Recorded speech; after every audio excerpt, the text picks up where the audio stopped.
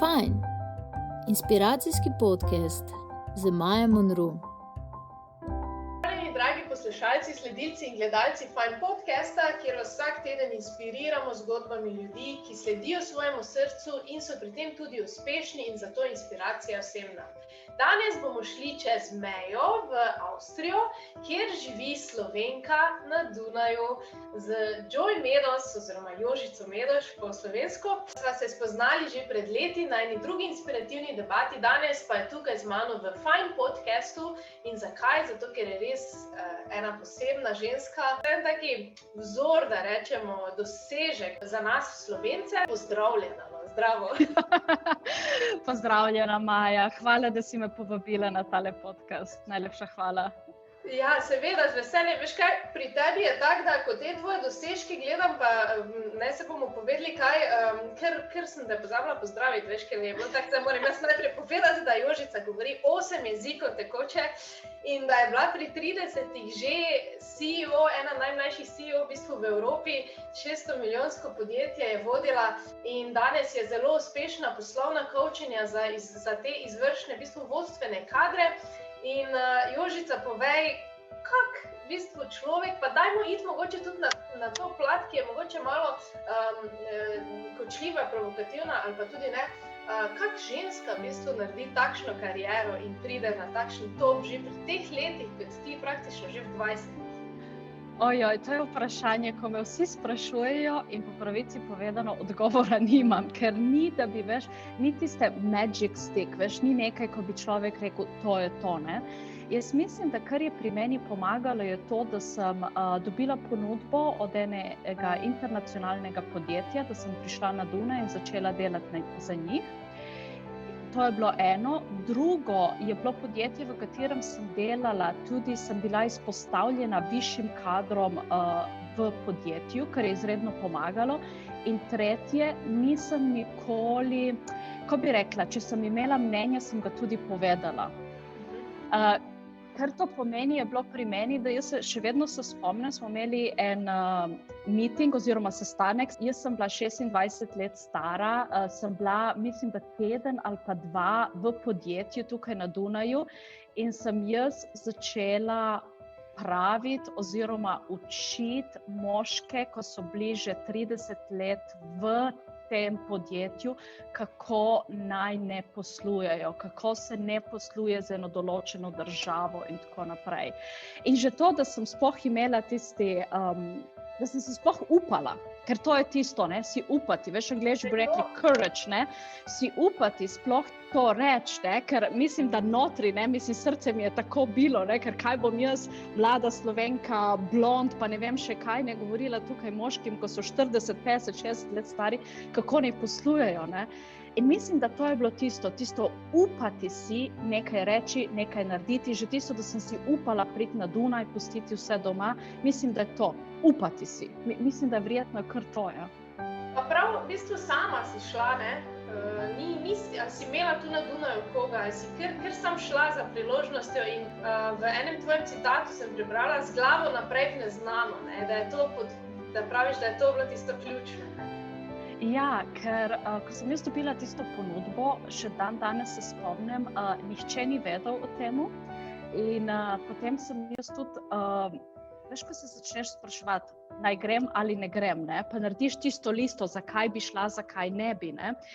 In takrat tista lista, še zdaj, ko se spomnim, zakaj bi šla, je bila dolga, veš, to je bilo ne vem koliko stvari, ne, zakaj ne bi, niti ena stvar ni bila na tisti listi. Tudi to, da sem pustila prijatelje, da sem pustila družino nazaj, je bilo tisto, veš, vedno sem imela občutek, če ne uspem, se lahko vrnem, ne. In veš, spet sem si upala pustiti vse nazaj, priti na Dunaj, sploh nisem govorila nemško, nisem nobenega poznala, ampak je bilo tisto spet upati si, ne, in nekaj poskusiti in iti in videti, kaj bo z tega, ne. In življenje te je v bistvu ful nagradilo za tem, da si upala in potem se ti je nekako kar odpiralo, ne? Naenkrat si pristala tudi na Nizozemskem, živela si tudi v Španiji vmes.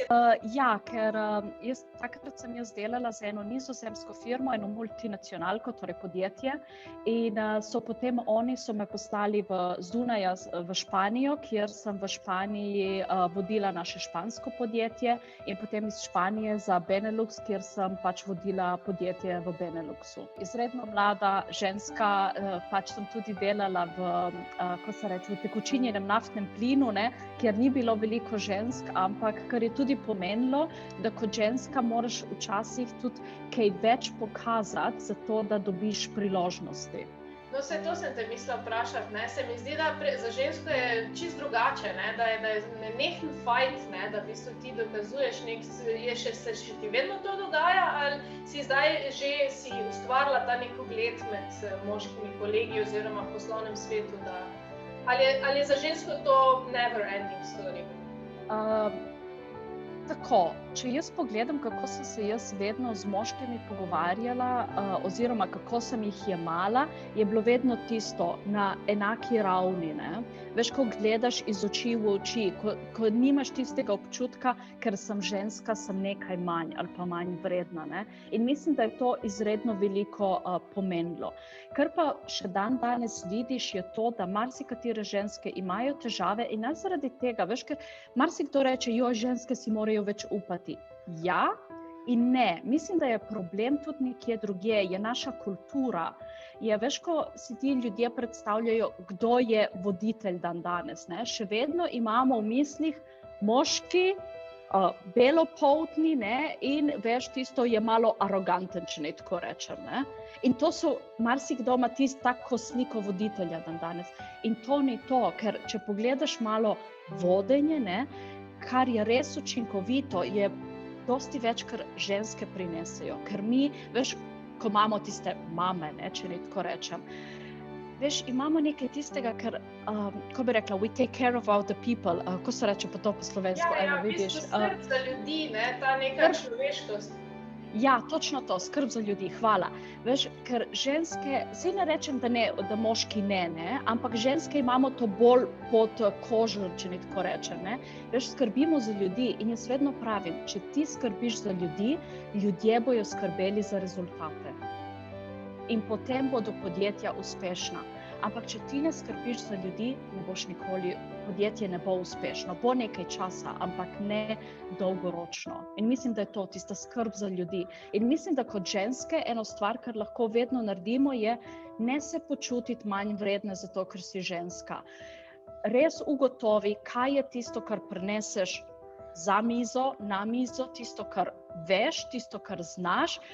In res s tistim, ko bi rekla, confidence, res pridi in predstavi se. Ne biti arogantna, ker to ni potrebno. Tudi ni potrebno, da ženska postane moški. Sploh ne.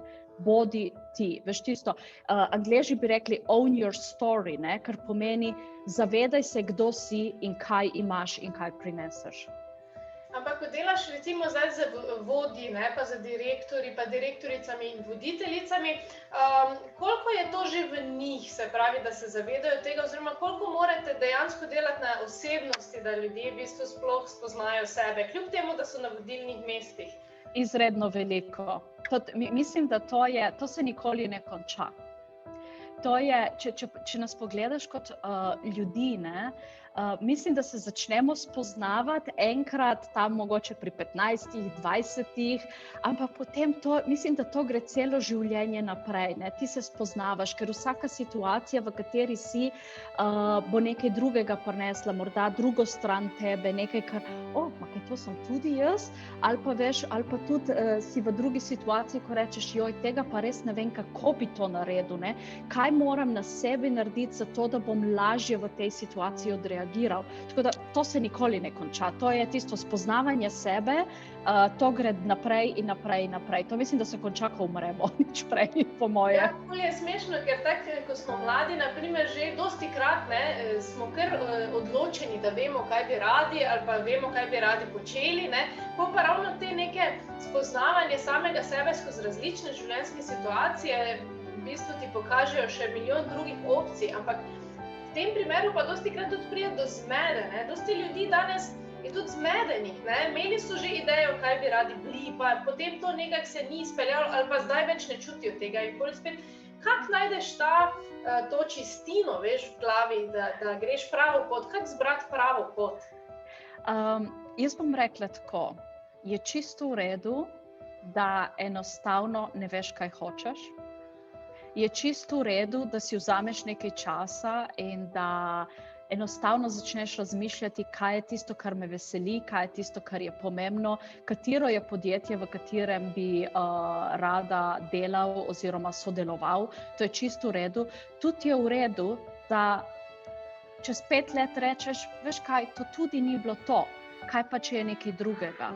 Ampak eno stvar, kar dostikrat, če bom rekla tako, ljudje ugotovijo, je, da nekaj, kar so imeli radi v otroštvu, oziroma tam, ko so bili v srednji šoli ali pa v univerzi, se dostikrat kasneje spet vrne, ne? Ker dostikrat, veš, imamo tiste neke ambicije, veš, pa gremo nekam drugam, pa veš, pa te življenje te odpelje, veš, pa včasih, veš, nisi tisti, ko več odločaš, odločajo podjetja zate, ali zaradi, ne vem, ker imaš družino, ali zaradi različnih okoliščin, ostaneš pač nekje, ne? In to je čisto v redu, ampak veš, vsako toliko, in to ni pri vsakemu, ne? Pride do trenutka, ko rečeš, to ni to in to je okej. Kaj je tisto, kar me res veseli? In mislim, da to včasih dosti več pride kasneje v življenju, ne?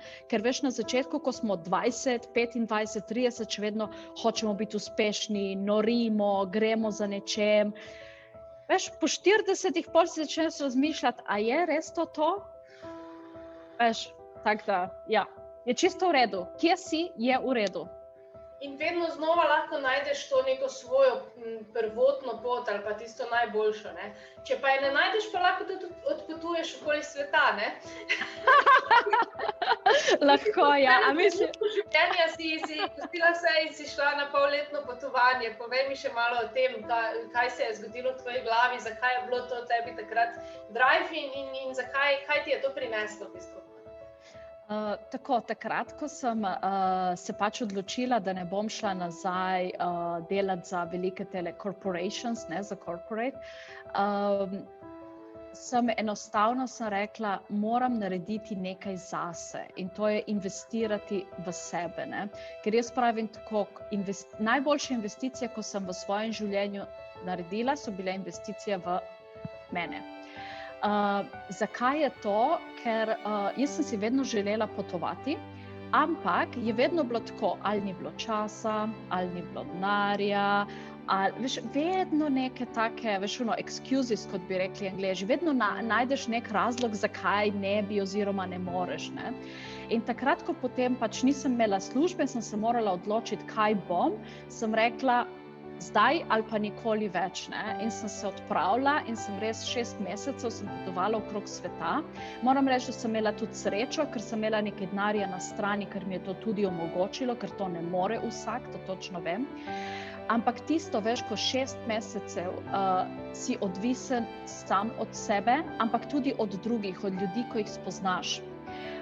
Ko si moraš upati, spet smo na courage, ne, upati si moraš upati iti ven v svet, pač odkrivati nove stvari, ne biti pameten, ampak vedno veš gledati, kaj je novega. Ja, mislim, ne vem, jaz mislim, da sem sama sebe toliko boljše spoznala, ker so bile različne situacije, v katerih moraš drugačne odreagirati. Po drugi strani pa sem si tudi upala več stvari, ne, ker sem skočila iz letala, ne, nekaj, kar sem si vedno želela, ampak je vedno bilo preveč strah, ne, in takrat sem to naredila, ne, ker sem rekla, sem v Novi Zelandiji, moram to narediti, ne. Ali pa recimo v Patagoniji, ko sem bila, vem, da sem šla v hribe in sem se skoraj izgubila. In veš, Patagonija je velika, ne, in še danes vem, kako sem v tistem trenutku Prav srce mi bije, ker sem našla tisto notranjo moč, ko sem se ustavila, sem rekla, ok, kje sem, kje nisem, ne? Ko začneš razmišljati in potem, kaj to pomeni, kam moram iti, kam ne morem, najdeš tisto notranjo moč, da lahko greš naprej oziroma da ne greš v paniko, če ne tako rečem, ne? Ampak da si pač narediš plan, kaj bom pa sedaj. In to je bilo kar nekaj takih različnih trenutkov, ko so mi prinesli toliko, da mislim, da je bila ena izmed najboljših avantur mojega življenja, no, če ne tako rečem. Verjamem, pa tudi na splošno se mi zdi ravno za tem, da si upala vedno znova in znova pravzaprav iti z glavo v neznano in izkoristiti priložnosti, ki so se pripeljale mimo tebe, ker ponavadi priložnosti cel čas hodijo mimo nas oziroma se vozijo mimo nas in mi jih moramo zagrabiti, mi moramo stopiti na ta vlak. Je tvoje življenje naredilo v eno tako veliko avanturo in ti prineslo ogromno prednosti. Ampak vseeno me pa zanima, kdaj ti je pa bilo na vsej tej poti do danes najtežje? Kdaj je bil tisti najtežji trenutek v tvojem življenju, ker da ne bomo zdaj zvenele tako, da pač je vse bilo enostavno, ker vemo, da ni bilo, ker v bistvu človeka oblikuje in pomodri, da tako rečemo, da postane moder, ravno ti padci, ne, in to, ko se potem vstaneš. Kdaj je bilo tebi najtežje in kako si to premagala? Če lahko omenim dve situaciji. Prva je, in tako ne bom rekla najtežje, ampak je bila sigurno ena situacija, ko me je izredno zaznamila, in to je bilo v otroštvu, ker verjetno se spomniš, da sem na zadnjem dogodku pravila, da ko sem bila jaz še majhen otrok, mislim, da sem imela 4, 5, 6 let, niti se ne spomnim. Vem, da smo z mamo hodile v gozd, nabirale rožice oziroma tele divje šparglje in smo tem to prodajale v Trstu na ulici, ne? In takrat tudi potem, ko bi rekla, morale teči pred policijo in tako naprej. In to je bilo zakaj? Zato, da smo si lahko kaj privoščili kot družina, ne? In mislim, da to me je že takrat kar zaznamilo, ne? Ker verjetno takrat sem tudi kot otrok sem videla to kot, tisto, pač, it's fun, ne, nekaj počneš, ne. Situacija, ko pa je bila res težka, je bila to, ko sem bila na Nizozemskem, sem tudi zbolela in takrat moram reči, da, bila sem koliko, 36, 35, niti se ne spomnim zdaj. In ko zboliš, ne, ko sploh več ne veš, kaj je s tabo narobe, kaj ni, ko ti začnejo zdravniki govoriti, morda je multipla skleroza, morda je pa tudi rak in vse take informacije. To je, ko te nekaj, ko bi rekla, te pribije, točno to, prava beseda te pribije, ne? In mislim, da to je bilo tisto, ko me je izredno zaznamovalo, ker enostavno takrat začneš razmišljati, kaj je res pomembno v življenju. In mislim, da to je bil eden izmed najtežkih trenutkov. In jaz pravim tako, vsi imamo tele, ups and downs, ne? Ko imaš dobre trenutke, imaš slabe trenutke, ker to je življenje, ne? Jaz ga radi rečem, je kot tele roller coaster, v bistvu je, jaz tudi rečem roller coaster, čakaj. Saj ne vem, če, Vlak smrti, no, mislim, da ampak ne, meni je všeč roller coaster po angleško, ker je gre gor in dol, ne? In vedno je vprašanje, koliko gor gre in koliko dol gre, ne? Ampak je vedno tako, življenje ni ravna črta. Tako da imamo vsi take trenutke. Dobre in slabe, ne? Oziroma dobre in manj dobre. Tako, in to nas v bistvu ukrepi, ne? Tako si rekla, da... In za konec mogoče samo še to, ki si rekla, se vprašaš, kaj je res pomembno. Jožica, kaj je res pomembno danes za preživetje? Te lahko tebe vprašam nazaj, kaj je tebi res pomembno danes? Meni se zdi, da je v bistvu ljubezen pa iskrenost, no, najprej, da si sam s sabo iskren, pa da res, pa tudi ta pogum, no, zdaj cel pogovor, kaj govorimo, je v bistvu ta pogumno, da si upaš živeti sebe, da upaš v bistvu iti za priložnostmi, ki ti pridejo in da, čeprav mi vedno iščemo tudi neko varnost, ne, ljudje, ampak tako kot si rekla, ne, vedno se lahko vrneš na to točko, kjer si zdaj, se mi zdi, no. Tako. Ne, jaz pravim, kar je res pomembno, je, kako se človek sam počuti. da si, ko bi rekla, da si sam sebi zvest. Ker če si sam sebi zvest, potem boš tudi živel življenje, katerega pri 80-ih ne boš rekel, joj, kako življenje sem pa živel, ne. Mislim, da to je to, biti sam sebi zvest in tudi, veš, imeti veselje, ljubezen, ljudi okoli tebe, kateri ti res nekaj pomenijo, kateri ti pomagajo. Ker verjetno, veš, ko živimo, mislim, ko ležimo, veš, pri 70-ih, 80-ih, sigurno se nihče ne vpraša ali pa si reče, želim si, zakaj nisem kaj več delal, ne, ali kaj takega. Mislim, da je malo takih ljudi. Mislim, da večina si potem res želi, želim si, da bi več užival, da bi bil bolj vesel, da bi vzel stvari malo bolj z lahkoto, da bi si več upal, da bi imel več ljudi okrog sebe, ki mi nekaj pomenijo in tako dalje. Mislim, da to je tisto, kar je res pomembno. Upati si, pogum. Pogum, ja, in potem tudi videti vse lepe stvari, ki so okoli nas, in naj bo to danes sporočilo za današnji dan. Jožica, hvala ti, da si bila z mano, hvala ti za vse modrosti iz tvojega življenja. Hvala ti, Maja. Ja, dragi gledalci, hvala, da ste vi bili z nami, da ste zdržali ves ta čas, ker danes vzeti si čas je tudi umetnost. Ampak to je tisto, kar pravi Jožica, biti zvest samemu sebi, vzeti si čas tudi za neko osebno rast, za razmišljanje, za poslušanje inspirativnih podcastov, predvsem pa za uživanje dneva. Tako da imejte se še naprej lepo in se vidimo spet v naslednjem podcastu. Čau! Čau, hvala, čau! Če ste se imeli fajn in želite še več inspirativnih podcastov, se ne pozabite naročiti na naš YouTube kanal, lajkati našo Facebook stran in slediti Fajn zgodbi na Instagramu. Bodite fajn, vsak trenutek v dnevu.